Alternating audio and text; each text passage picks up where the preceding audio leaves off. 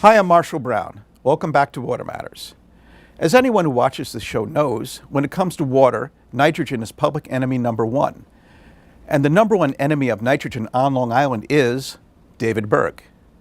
David is an environmental analyst, marine scientist, and land use planner, and the author of numerous reports and studies that address issues of housing, economic development, transportation, community services, and environmental protection.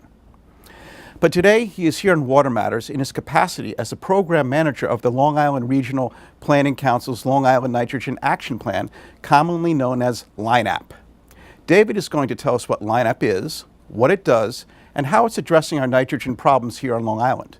Ladies and gentlemen, David Berg. Well, thank you very much, Marshall, for inviting me here. I'm going to talk about the Long Island Nitrogen Action Plan, a very long name, so we're going to call it LINAP. And so what is LINAP? Why was it put together by New York State? And what problems will it solve? So first off, let's look at the problem. The problem is most evident in our surface waters. We have a variety of harmful algal blooms. We got brown tides, red tides, mahogany tides, and a variety of other tides.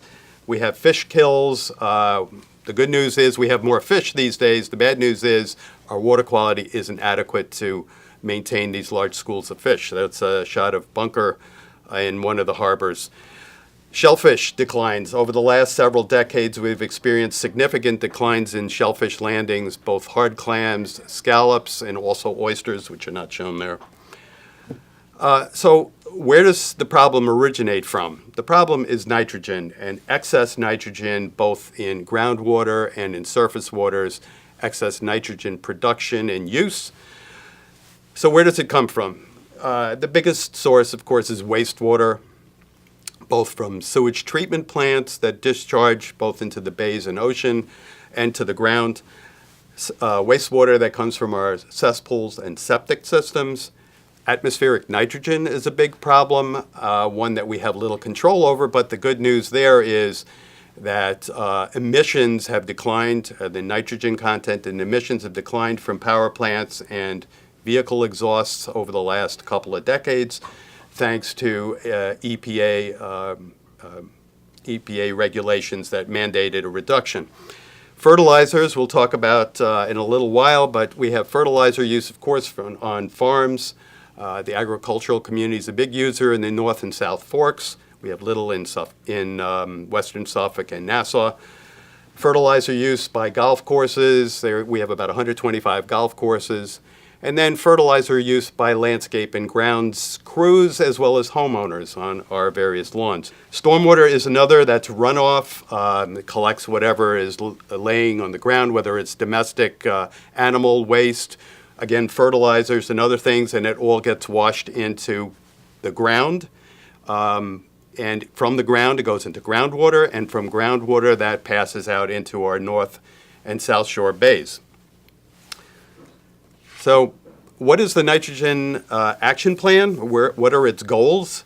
Well, the first thing we need to do is identify within each of the watersheds, and a watershed is an area where all of the precipitation and runoff specifically enters a particular water body. In Suffolk County, we're looking at about 189 watersheds. In Nassau County, about 50. We want to know where's the nitrogen come from in each of those watersheds, and how does it impact the particular water body into which it is discharged. We need to establish targets. So how much nitrogen can be discharged into a particular water body before we have an ecological problem? And then finally, and most importantly, what actions can we take to reduce all of these nitrogen sources, with the possible exception of atmospheric, because we have very little control over that. So I mentioned that LINAP is a partnership of the DEC and the Long Island Regional Planning Council and the counties, but we also have others involved. We have the U.S. Geological Survey, the U.S. Environmental Protection Agency, 3 estuary programs. As we all know, Long Island has 3 major estuaries, the Peconic, the Long Island Sound, and the South Shore Estuary Reserve, also known as the Great South Bay and Western Bays. Stony Brook University, a big player. They're doing some of the modeling for this program, as well as other studies. There's also the Center for Clean Water Technologies located at Stony Brook. They are looking at new technologies for wastewater treatment. And finally, a number of stakeholder groups, including Marshall's Group and others, that are participating in an important way in this program. So what are the solutions we're looking at? Let's talk about wastewater first. Wastewater being the biggest source, probably in most watersheds, between 40 and 70%. Here's a diagram of a typical septic system, so household wastewater from toilet water and shower water and laundry water. It all goes down the drain into a septic tank, which is a 1,000 or 1,500 gallon concrete tank. That collects the solids, and from there it overflows into a leaching pool, which are perforated rings below ground. And from there, it's basically just a tank, and it leaches into the ground. And then, as I mentioned, it goes into groundwater. The photograph on the right is one of the new systems that Suffolk County has been working very diligently on, what they refer to as innovative or alternative wastewater treatment systems. And I'm going to underline treatment because the on-site systems really don't treat wastewater, they just discharge it. So Suffolk County has a number of basically miniature wastewater treatment systems that they've approved, they experimented with, found that they work, and have been approved for use in single-family homes. These systems reduce the nitrogen discharge by as much as 50% or more, maybe even 70%. So that's the on-site systems. Then we have sewage treatment plants. This is an old map from Suffolk County, but the take-home message here is the county's been looking at where sewering makes sense, both for environmental reasons and for economic development reasons. So their planning department, the planning departments of towns and villages have decided we think that future development is best located here, typically in areas that are already developed. So studies have been done there, and studies have been also done in the various river corridors where it's critically important to reduce nitrogen. So New York State has dedicated several $100 million for new sewering in Suffolk County in a variety of places. So I mentioned fertilizer. There's a work group. We have representatives from the 4 industry groups that we've identified, obviously farming or agriculture, landscape and grounds is another big industry, the golf industry, and then, of course, the fertilizer manufacturers. In addition, we have various government entities, obviously DEC and the Planning Council, and others, environmental advocacy organizations. I mentioned Save the Great South Bay, and academics. So what's the goal of this fertilizer work group? Well, clearly we want to reduce the amount of fertilizer to reduce the amount of nitrogen. So there are a number of methods to do that, different management methods, particularly for the professionals in agriculture and golf courses, but also the landscaping industry. Maybe new or modified regulations, different formulations, different application rates and methods, and then use of recycled materials, so alternatives to commercial fertilizers like compost and other recycled materials, use of native plants which require less fertilizer, more resistant to disease, require less water. Now we're going to talk about existing nitrogen. That's where I get to talk about my shellfish friends. So this is a photograph here of a particular red algae that's commonly found in Long Island waters in the summer. But what are we talking about here? We're talking about nitrogen that already exists in the environment, because LINAP is about managing for future nitrogen loads. But we already have nitrogen in our groundwater and in our surface waters. So how do we deal with that? Well, there's a couple of ways that LINAP is looking at, and there are probably others. One is to intercept the nitrogen that is in groundwater, intercept the groundwater before it flows into our bays. Groundwater moves very slowly. And so if you're in the middle of Long Island, say by the expressway, that groundwater there may take 100 years to reach either the North Shore embayments of the Long Island Sound or the Great South Bay or other South Shore estuaries. So it takes a very long time. Obviously, if you're by the water, it may only be a year or two. But we have nitrogen in that groundwater, and it's entering the bays. I mentioned the problems with algal blooms and all the other impacts.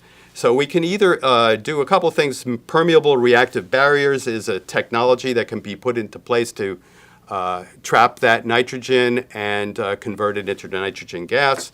Or we can do what's referred to as bioextraction, and that's the use of shellfish and seaweeds to remove nitrogen, much as most plants do. Typically, we're talking about shellfish, oysters, mussels, and seaweed, sugar kelp in the winter, sea lettuce in the summer. I'm sure most everyone has seen the green lettucey seaweed that's on a lot of our beaches. We have a study coming up this fall that's going to look at the requirements for this type of aquaculture. What are the cultivation and production requirements, and then what are the economics around it? Because this is an industry with a future, but it's a private industry. It's not something that would be done by government. Then we have a number of other initiatives. Nassau County is doing a lot, and different than Suffolk County because they're already primarily sewered, about 90% sewered. But one of the big issues in Nassau County has been the discharge of effluent from the Bay Park Wastewater Treatment Plant into the western bays of the South Shore. The county has come up with an ingenious method of diverting that treated effluent from the Bay Park plant to the ocean outfall in their other large wastewater treatment plant in Cedar Creek. So that's a very exciting thing that they're looking to do. On the Barrier Island, we have a couple communities that are sewered, specifically Long Beach. They have a treatment plant, but they're looking at converting that plant into a pump station and to send the raw wastewater to the Bay Park plant rather than discharge also into Reynolds Channel, much as the county is currently doing. Then there are other parts of the Barrier Island, Point Lookout in particular, that is unsewered. And there's initiative to look to see if that could be sewered and again sent to the Bay Park plant.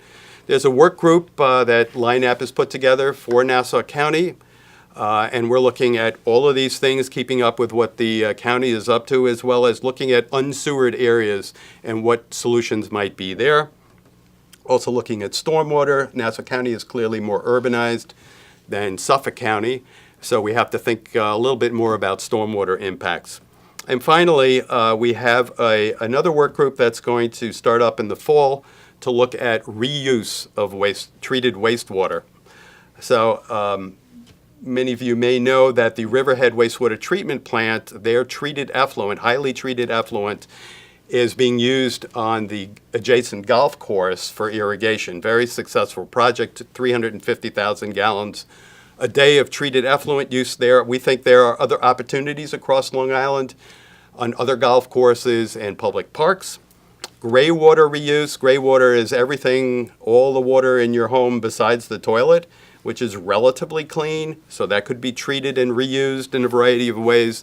And finally, something that's probably unfamiliar to most people, urine diversion. What does that mean?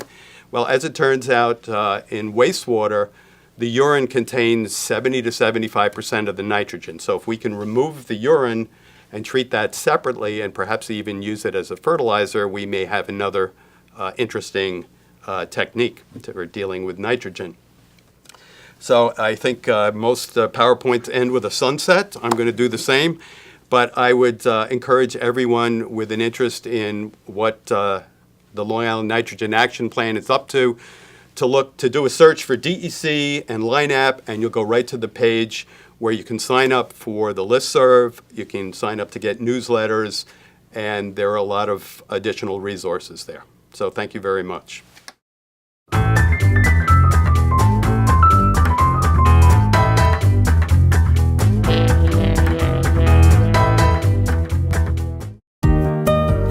If we're going to solve our water issues on Long Island, we'll need an informed public. Jump In print materials about water issues on Long Island can be co-branded with your organization's logo and are available at no cost to local nonprofits on Long Island and for minimal cost to local agencies and water departments. To learn more, please visit our website at liwater.org or call our office for more information. Let's spread the word about Long Island's water. Everyone wants a nice-looking lawn, and everyone wants clean water to drink and safe water for swimming, boating, and fishing. But chemical pesticides and high nitrogen fertilizers are contaminating our drinking water and contributing to fish kills and algal blooms in our bays, rivers, and streams. The good news is you can have a great-looking lawn without those harmful products. Most garden centers carry non-toxic lawn products, and many of Long Island's top landscape contractors offer natural lawn care services that make your property look great and protect our water at the same time. So, if you love Long Island, join the campaign to keep our waters clean. Go to ilovelongisland.org, take the pledge, get your lawn signed, and show your neighbors you care about the health and safety of the place we call home. ilovelongisland.org.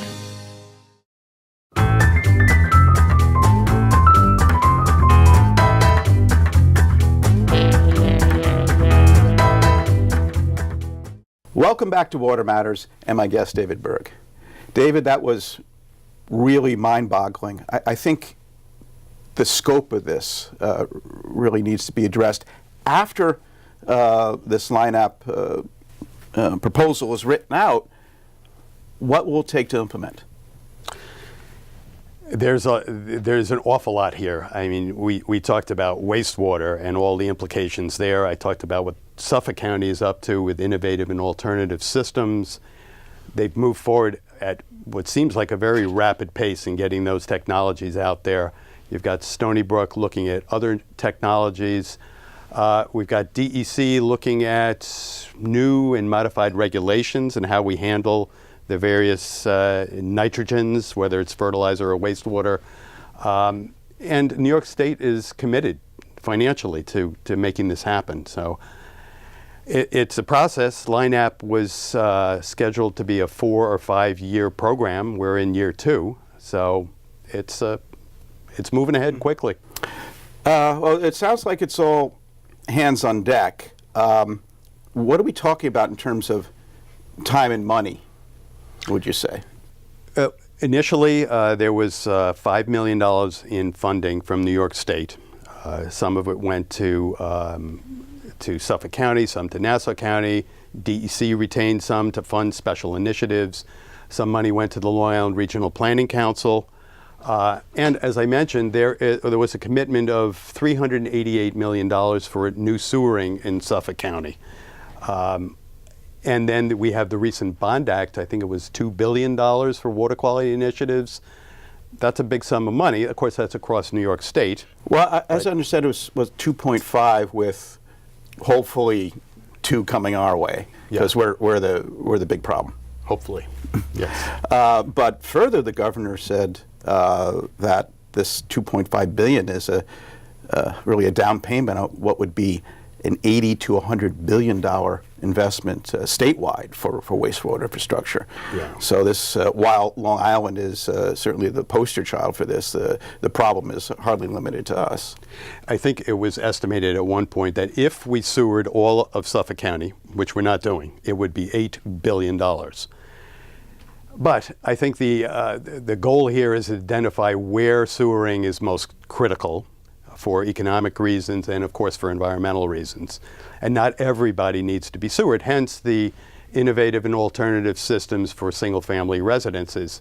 It doesn't make sense to sewer a number of parcels in large acre areas. So for those places, those systems make sense. And there's already been a commitment to fund installation of those. Suffolk County has a program they just announced July 1st, $10,000 grant to property owners and low interest financing for these systems. So I think that's a pretty remarkable rollout. Well, one issue with sewering is that the last thing that happens with sewering is that you turn it on. And these are long projects. It take from the day you break ground to the day you do turn it on could be 10 years or more. Indeed. So then the question is, what happens in the meantime? You mentioned that we're sitting on top of groundwater that's already highly charged with nitrogen, and that's going to continue to flow for decades, even after we cut back on the nitrogen.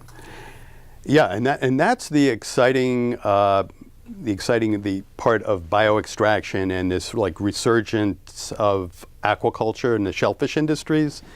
I mean, New York is not new to that. We've had shellfish aquaculture for 100 years.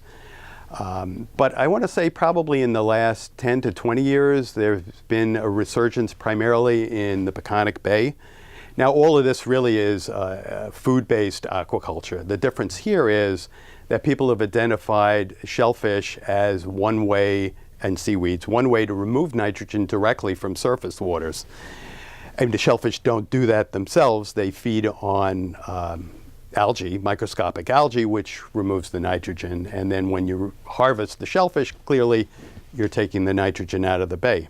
Seaweed is an exciting piece of this bioextraction initiative because we don't really have a seaweed industry in New York. They do in Connecticut, they do in Maine. But and Suffolk County just completed a pilot study in the Peconics, which was quite successful, raising sugar kelp in the winter. And that's the other interesting thing about this industry is that sugar kelp grows very well above, I think it's 50 degrees. And most of our shallow water bodies, or a little bit deeper water, say 8 to 10 feet, maintain that temperature through the winter. So if you can grow this in the winter, you're not competing with recreational use of surface waters. And we might have ourselves a new industry here. And then what does one do with seaweeds? I know you and I have talked about that. Right. It could be a substrate for a Long Island branded organic fertilizer, for instance. And I heard from one of the seaweed farmers that actually his largest cash crop is fertilizer, which surprised me because I was certain that selling seaweed for human consumption was the highest and best use, but apparently not. Well, one wonders, though, just how much we would have to cultivate sugar kelp and other macroalgae to do the trick. Professor Gober estimates there's 100,000 pounds of macroalgae in Shinnecock Bay at any given time. Yeah, I think that's the other interesting piece about this. So seaweed farming is one piece of it, but harvesting is also very interesting because I'm sure anyone who's been to the beach, any of the beaches on Long Island, has seen the sea lettuce, the green sea lettuce. Yeah, it's coming right down Reynolds Channel, around and boom, right on the beach in Long Beach. And they tell me in the town of Hempstead they have as much as 2 feet of it accumulating in some of the beaches. And they're hiring trucks every day at low tide to do. And it goes to a landfill probably. Now, So- could that be repurposed? That could absolutely be repurposed for a variety of things. And, it has to be cleaned a little bit, but other people have figured out how to do this. So in answer to your question, how much of this do we need to do? Well, certainly harvesting would be an important piece of it. How much seaweed farming you'd have to do to really have a noticeable impact, that's what this study that's hopefully going to start in the fall is going to examine. I've been told that for a economically viable seaweed farm needs to be about 10 acres. That's a lot of water surface on Long Island. Is that really the case, or is that just an industry average where we don't have, a market like New York City right next to us, or 125 golf courses that have an interest in using this? I don't know. So will the end point with LINAP be that every body of water will have a target nitrogen budget, and so all the different inputs around that body of water would need to be monitored to meet that target? Is that the goal? Yes, the goal is, so both Suffolk County and Nassau County are doing modeling studies. So the modeling study looks at all of the inputs that I mentioned in the presentation for each of the 189 subwatersheds in Suffolk County, 50 in Nassau, looks at all those inputs. And then there's another group working on endpoints. So how much nitrogen can be discharged into that water body and still maintain a healthy ecosystem. So yes, there will be a target that maintains.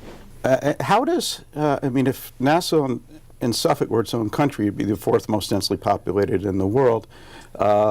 What remains of our open space is crucial to, retaining our drinking water. How are we going to calculate in the further effects of these large projects, the Ronkonkoma Hub, Heartland. I mean, how is our open space management policy being then tied into LINAP so that we aren't, at the end of the day, treading water?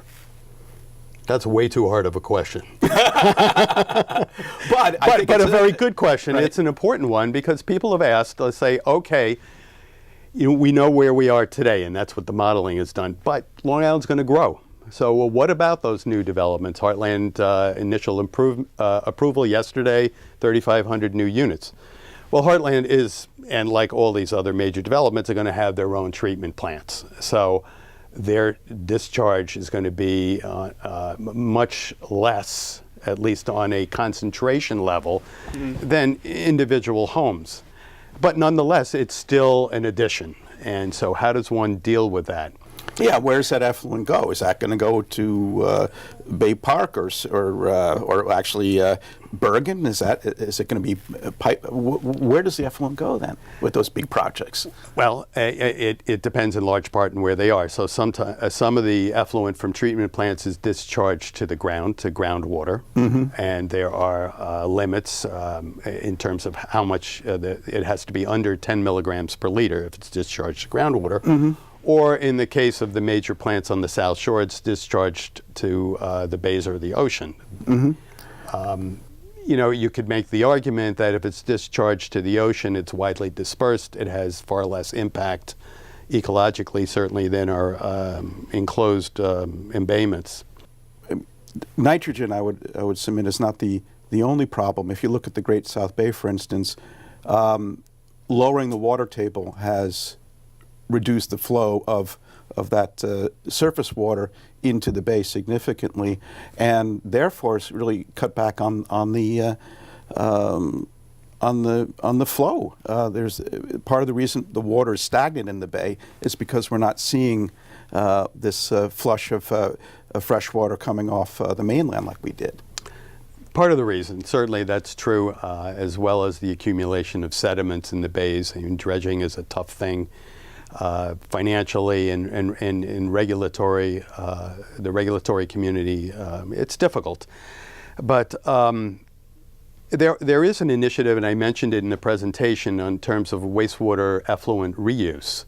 Yes. So if we are able to discharge treated, and I underline treated effluent, back into the ground, then we can recharge those shallow aquifers and at least retain what we have and not make the problem worse. But I've had people throw cold water all over recharging the aquifer because they say we can never get it clean enough.